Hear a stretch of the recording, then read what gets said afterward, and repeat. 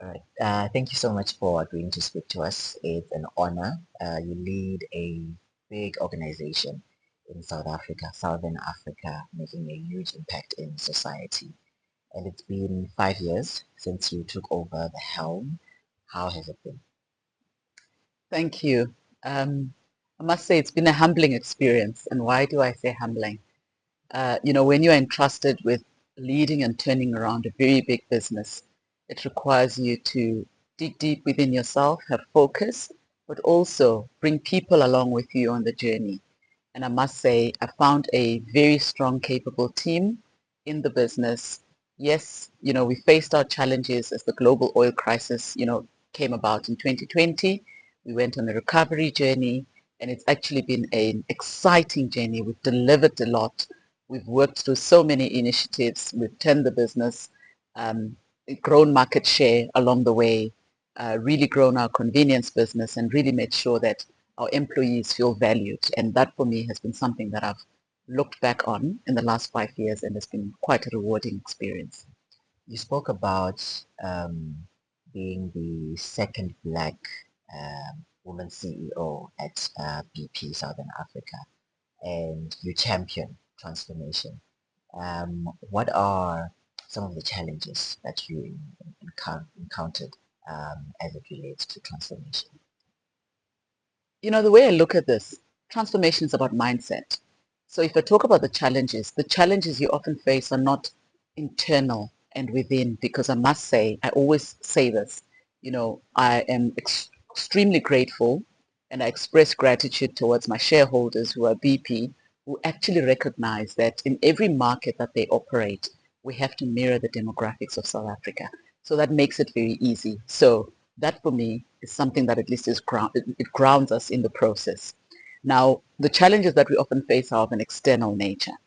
We've got service providers we work with, we've got suppliers that we work with, and in some instances, they may not actually understand why transformation makes good business sense. And, I often sometimes avoid using the word transformation, but I think equity and inclusion actually makes good business sense.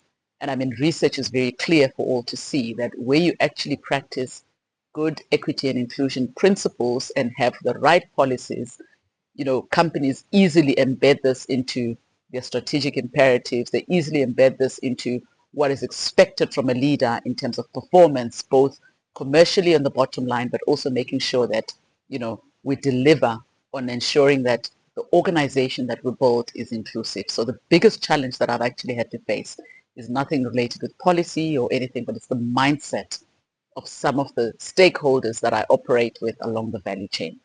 And that requires a lot of advocacy, it requires influencing, and that's a journey that we are on because we all have to influence positively so that everybody actually understands the importance of equity and inclusion.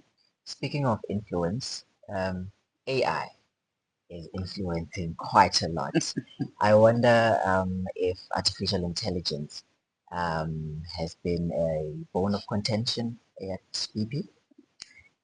I must admit, I'm from that school Yeah. that really knew nothing about AI. I mean, almost getting on 50 and you're asking yourself, oh my goodness, how do I actually relate with all of this? But what I found quite interesting about AI is you can actually use it to make your life easier.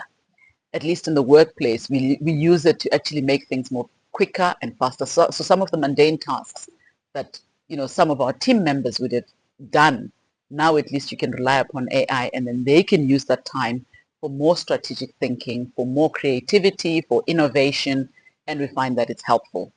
But in relation to transformation, I actually, to be honest with you, I've not actually, I still cannot find the link. Okay. And it is my reality. It's my lived reality. Yeah. Mm. Tomorrow, we are in August. It is National Women's Month. What are some of the lessons, top three lessons, that you can share for young women who aspire to, occupy positions like yours? I think the first one is own your truth. Often we listen to the many voices that don't know you as deeply as you know yourself.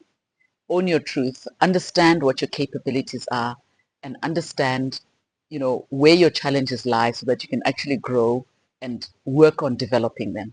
So I just classify that as own your truth, because when you start with that, you dumb out the noises that are around you. The second one is build alliances. Build alliances means find the right mentors. We really all need mentors around us, as well as sponsors. We talk about corporate, and in corporate, you think everybody gets through, through their hard work. Yes, but again, if someone is sitting in a boardroom and they actually have not heard of somebody that's done a lot of great work, they will likely hear it from the sponsor and not from you directly, because you don't have access to that boardroom. So how do you actually create, form relationships with sponsors that can actually help with the influence? So it's really around influencing. And I think the third one is integrity. We're living in a society where integrity and humility are running short. It actually is quite saddening. But if you operate with integrity, I always say the universe will reward you. So operate with integrity.